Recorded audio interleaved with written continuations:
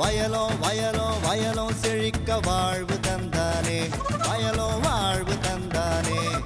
அட பொன்னா விளையோ பூமிக்கு நல்ல விவரம் தந்தானே, உழவனின் உறவா வந்தானே.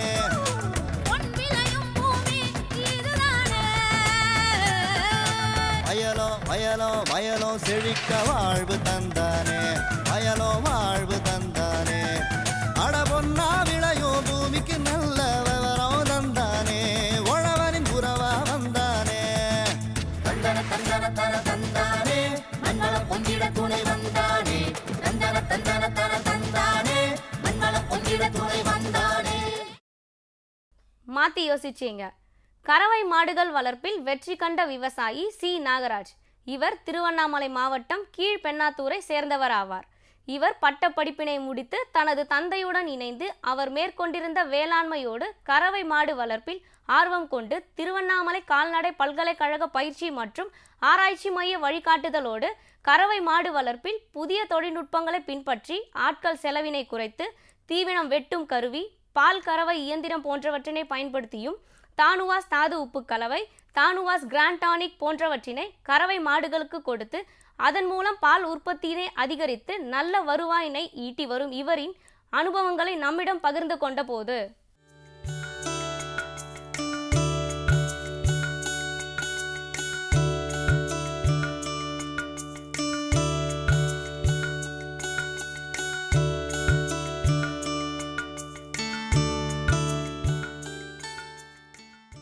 அப்பா காலத்துலேருந்து விவசாயம் செஞ்சுட்டு இருந்தோம். அதுக்கப்புறம் அப்பா வந்து சிம்பிளாக ஒரு 4 மாடை வச்சுன்னு பண்ண ஆரம்பித்தார். பிறகு நான் வந்து இப்போ கிராஜுவேட் முடிச்சுட்டு வந்து நவீன பண்ணை செய்யலான்னுட்டு ஒரு எக்ஸ்ட்ரா ஒரு 10 மாடு வாங்கி செஞ்சிட்ருக்கோம். இப்போ மாடு மட்டும் வாங்கினா பத்தாது, எக்ஸ்ட்ரா வந்து வேலை உழைப்புலாம் வந்து குறையணுன்றதுக்காக அதுக்கு முந்தைய கையால் கறந்துட்டு இருந்தோம். இப்போ கரோல் மிஷின் வாங்கியிருக்கோம். அதுக்கப்புறம் பில்லு கட் பண்ணுறதுக்கு அதுக்கு முந்தைய கையால் அறுத்துட்டு இருந்தோம். ஆள் செலவுலாம் அதிகமாச்சு. இப்போ வந்து அதுக்குன்ட்டு நம்ம கால்நடை பராமரிப்பு துறையிலேருந்து இலவச சாப் கட்ரு, அதாவது பில்லு கட் பண்ணுற மிஷின்லாம் வந்து மானியத்தில் வழங்கியிருக்காங்க. அதுக்கப்புறம் பொடி பண்ணுற கட் மிஷினும் வந்து மானியத்தில் வழங்கியிருக்காங்க.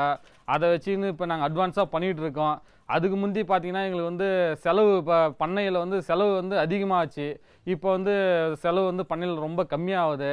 அதுக்கு முந்தி பார்த்திங்கன்னா அடர் தீவனத்தினுடைய செலவு வந்து எங்களால் கட்டுப்படுத்த முடியாத அளவுக்கு நஷ்டத்தில் தான் போயிட்டு இருந்துச்சு. இப்போ வந்து ரீசனாக கொஞ்ச நாளுக்கு முந்தி பார்த்திங்கன்னா இந்த கோ4 பில்லு, கோஎஃப்எஸ் 29 சோளம், அதுக்கப்புறம் வந்து நம்ம விவசாய கால்நடை பராமரிப்பு துறையில் வந்து இந்த தனுவாஷ் சொல்யூஷனு இதெல்லாம் வந்து அவங்களாம் வந்து அப்பப்போ வந்து ரெக்கமெண்ட் பண்ணியிருந்தாங்க. ரெக்கமெண்ட் பண்ணிவிட்டு செஞ்சுட்டு இருந்தனால இப்போ வந்து அட்வான்ஸாக பண்ணிகிட்ருக்கோம். அதுக்கு முந்தைய வந்து இப்போ இந்த பால் பண்ணை வந்து எங்களுக்கு நஷ்டத்தெல்லாம் போயிருந்துச்சு. இப்போ வந்து இப்போ எல்லாமே வந்து எல்லாம் மிஷினரி ஐட்டமாக மாறிடவே இப்போ நல்ல லாபகரமாக போயிட்டுருக்கு. அதுக்கு முந்தைய வந்து 4 மாட்டுக்கு அவருடைய செலவு வந்து இப்போ ரொம்ப இந்த பசுந்தீவனம் கோ4, இந்த கோஎஃப்எஸ் 29 சோளம் இதெல்லாம் போகிறதுனால அடர் தீவனத்தினுடைய செலவு வந்து இப்போ குறைஞ்சி இப்போ எங்களுக்கு ஓரளவுக்கு லாபகரமாக இருக்குது. எங்களுக்கு வந்து இப்போ கொள்முதல் பார்த்திங்கன்னா நாங்கள் பண்ண விஷயத்தினால அர்ச்சன் கம்பெனிக்காரங்க வந்து இங்கேயே வந்து பால் கொள்முதல் படுத்திக்கிறாங்க.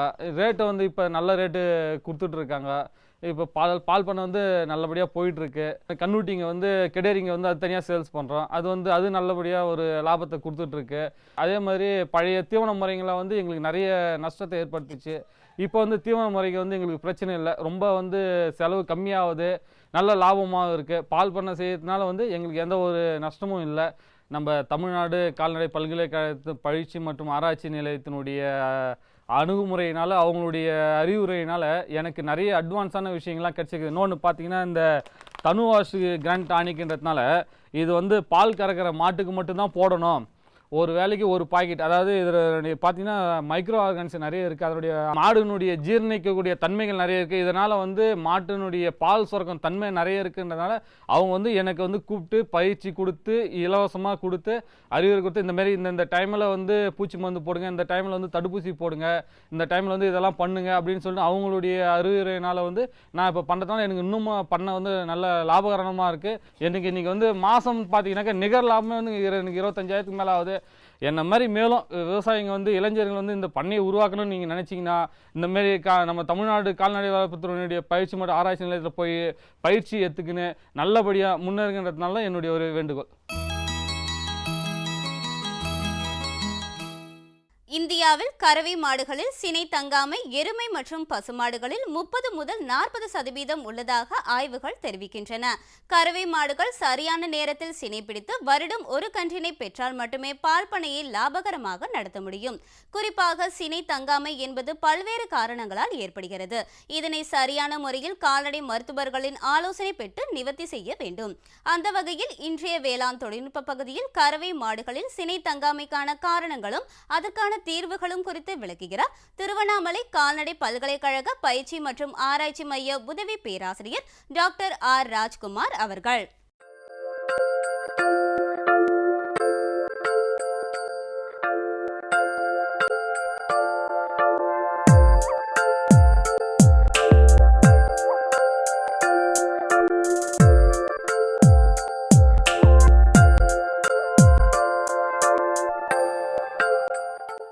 கறவை மாட்டு தொழிலில் லாபம் பெறுவது என்பது பண்ணையில் உள்ள பசுக்களின் இனப்பெருக்க திறனை பொறுத்தது ஆகும்.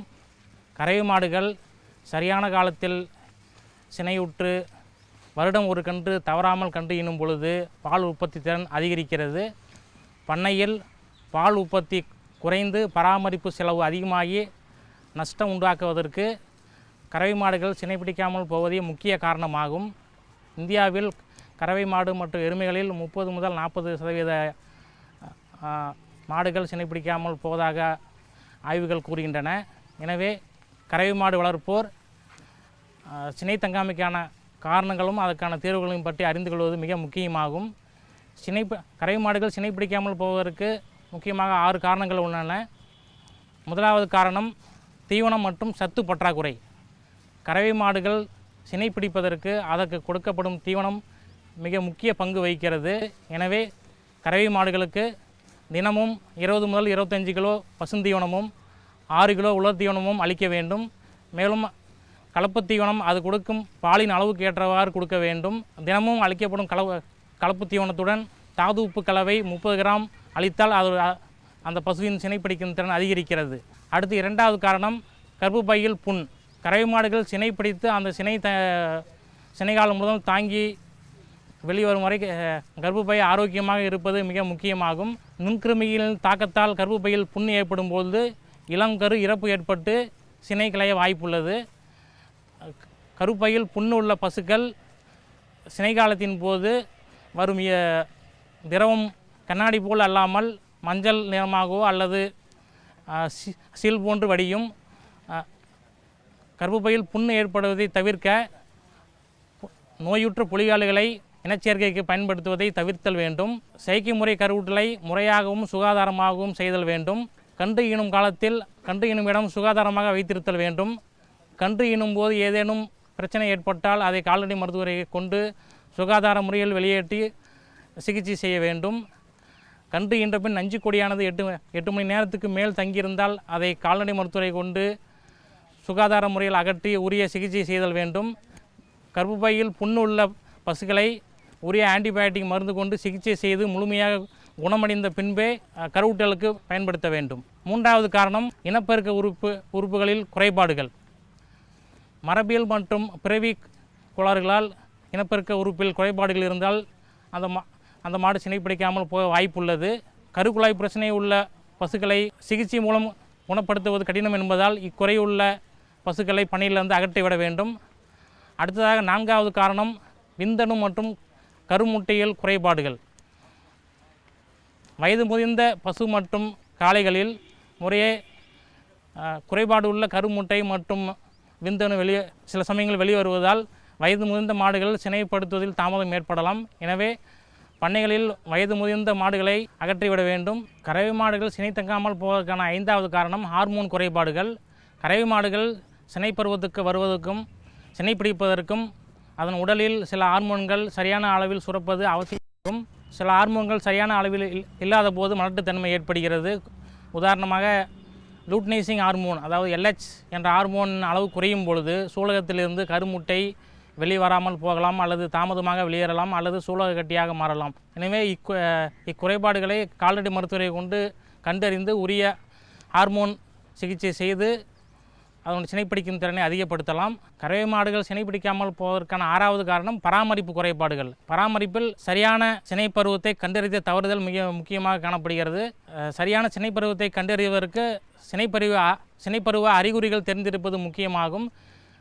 சினைப்பருவ அறிகுறிகள் பருவம் உள்ள மாடு அடிக்கடி கத்தும், மற்ற மாடுகள் மேல் தாவும், மற்ற மாடுகளை தாவ அனுமதிக்கும், அடிக்கடி சிறுநீர் கழிக்கும். பண்ணையாளர்கள் தினமும் காலை மற்றும் மாலை வேளைகளில் 10 நிமிடமாவது உன்னிப்பாக இந்த பருவ அறிவுகளை கண்காணித்து வந்தால் அது பருவத்தில் உள்ளதை அறியலாம். அடுத்ததாக பருவம் உள்ள மாடுகளை சரியான நேரத்தில் கருவூட்டல் செய்ய தவறினாலும் சினைப்பிடிக்காமல் போக வாய்ப்புள்ளது. கறவை மாடுகளில் சினைப்பருவம் தோராயமாக 18 முதல் 24 மணி நேரம் இருக்கும். எனவே பருவம் ஆரம்பத்திலிருந்து 9 முதல் 24 மணி நேரம் கழித்து கருவூட்டல் செய்தால் அது சினைப்பிடிக்க அதிக வாய்ப்புள்ளது. எனவே உரிய நேரத்தில் சினை ஊசி போடுதல் மிக முக்கியமாகும். அடுத்ததாக சினைப்படுத்தும் தருணத்தில் ஸ்ட்ரெஸ் அதாவது அயர்வு ஏற்படும் பொழுதும் சினைப்பிடிக்காமல் போகிறது. கருவூட்டும் நேரத்தில் மாடுகளை அடித்தல், துன்புறுத்துதல், அதிக தூரம் நடத்தி செல்லுதல் போன்ற காரணங்களால் அதனுடைய சினைப்பிடிக்கும் திறன் குறைகிறது. எனவே கருவூட்டல் செய்யும் மாடுகளை துன்புறுத்தக்கூடாது. சாதகமற்ற தட்பவெப்ப சூழ்நிலை காரணமாகவும் கறவை மாடுகள் சினைப்பிடிக்காமல் போக வாய்ப்புள்ளது. அதிக வெயில் காலங்களில் அதிக வெயில் கறவை மாடுகளை தாக்கும் பொழுது அதனுடைய சினைப்பிடிக்கும் திறன் குறைகிறது. எனவே அதிக வெயில் காலங்களில் அதன் உடலில் தண்ணீர் தெளித்தோ எருமை மாடுகளை குட்டைகளில் நீந்தவிட்டோ அதனுடைய வெப்பத்தை தணிக்கலாம். சூலக நீர்ப்பை அலைமாற்றம் மூலம் சினைப்படுத்தும் திறனை அதிகப்படுத்தல் என்ற புதிய தொழில்நுட்பத்தை வெளியிட்டுள்ளது. 2 சூலக நீர்ப்பை அலைகள் கொண்ட பருவ சுழற்சியை 3 சூலக நீர்ப்பை அலைகளாக மாற்றுவதற்கு பருவம் ஆரம்பத்திலிருந்து 6வது நாளில் GnRH என்ற ஹார்மோன் ஊசியை செலுத்துவதன் மூலம் 2 சூலக நீர்ப்பை அலையை 3ஆக மாற்றலாம். இவ்வாறு செய்வதன் மூலம் சினைப்பிடிக்கும் திறன் 30 முதல் 40% அதிகமாவதாக ஆய்வில் கண்டறியப்பட்டுள்ளது. மேலும் இவ்வாறு இந்த ஹார்மோன் ஊசி செலுத்துவதால் புரொஜெஸ்டரான் ஹார்மோன் அளவு அதிகமாகி சினைப்பிடிக்கும் திறன் அதிகமாகிறது என்று ஆய்வில் கண்டறியப்பட்டுள்ளது. எனவே இந்த தொழில்நுட்பத்தையும் பண்ணையாளர்கள் பயன்படுத்தி கொண்டு தங்களுடைய பசுக்களின் சினைப்பிடிக்கும் திறனை அதிகப்படுத்தி கொள்ளலாம். மேலும் உங்களுக்கு சந்தேகம் ஏதும் இருந்தால் திருவண்ணாமலை பச்சையம்மன் கோயில் தெருவில் உள்ள எங்களது கால்நடை பல்கலைக்கழக பயிற்சி மற்றும் ஆராய்ச்சி மையத்தில் நேரிலோ அல்லது தொலைபேசி மூலமோ தொடர்பு கொண்டு உங்களுடைய சந்தேகத்தை தீர்த்து கொள்ளலாம். மேலும் மற்ற மாவட்டத்தில் உள்ள பணியாளர்களும் அந்தந்த மாவட்டத்தில் உள்ள இந்த பயிற்சி மையங்களை அணுகி உங்களுடைய சந்தேகங்களை நிவர்த்தி செய்யலாம். டாக்டர் ஆர் ராஜ்குமார் அவர்களை 09786557120 என்ற கைபேசி எண்ணில் தொடர்பு கொள்ளலாம். மீண்டும் நாளைய பொன் விளையும் பூமி நிகழ்ச்சியில் பல புதிய தகவல்களோடு சந்திப்போம். நன்றி, வணக்கம்.